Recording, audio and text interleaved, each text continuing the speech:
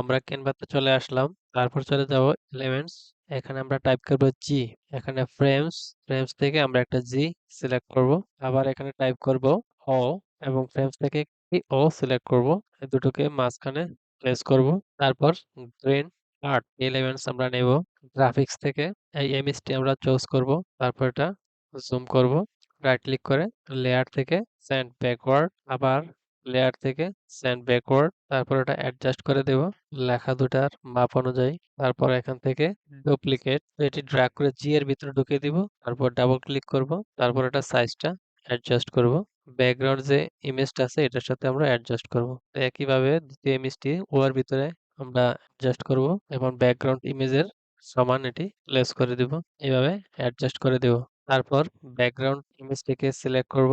Background ইমেজটিকে delete করে দিব। এই দুটো লেখাকে আমরা একসাথে সিলেক্ট করে আরেকটু জুম করে দিব। তারপর এটা ডাউনলোড করব পিএনজি ফরম্যাটে। ট্রান্সপারেন্ট ব্যাকগ্রাউন্ড ডাউনলোড এবং নতুন পেজে ডাউনলোড করা ইমেজটা আমরা আপলোড করব। আপলোড করার পর এটিকে আমরা পুরা ক্যানভাস জুড়ে বসিয়ে দিব। তারপর এলিমেন্টস, এখানে এসে আমরা সার্চ করব রানার ফটোস। এখান থেকে আমরা এই মডেলটি সিলেক্ট করব। এডিট ফটো, ব্যাকগ্রাউন্ড রিমুভ, এটা ড্র্যাগ করে এইখানে বসিয়ে দিলাম। তারপর সাইজটা অ্যাডজাস্ট করে দেব।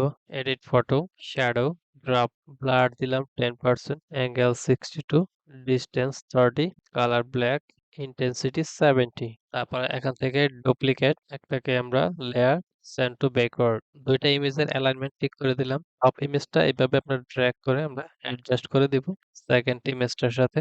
এখান থেকে আমরা টাইপ করব লেয়ার, তাহলে লেয়ারটা দেখতে পারবো। তাহলে দুইটা ইমেজকে আমরা একসাথে একই পজিশনে রাখবো। তারপর টপ ইমেজটাকে আমরা এইভাবে অ্যাডজাস্ট করে দিব যাতে একটা 3D এফেক্ট বোঝা যায়। তার মানে হচ্ছে দেখা যাচ্ছে এটা জি এর নিচে এবং ও এর উপরে ছবিটা আছে।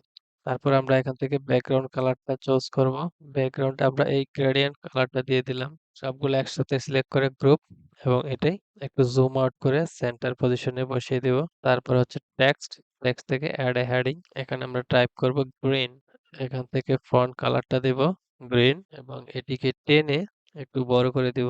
তারপর এটি সিলেক্ট করে ইফেক্ট শ্যাডো, বাস হয়ে গেল আমাদের কাঙ্ক্ষিত design animated 3D text effect.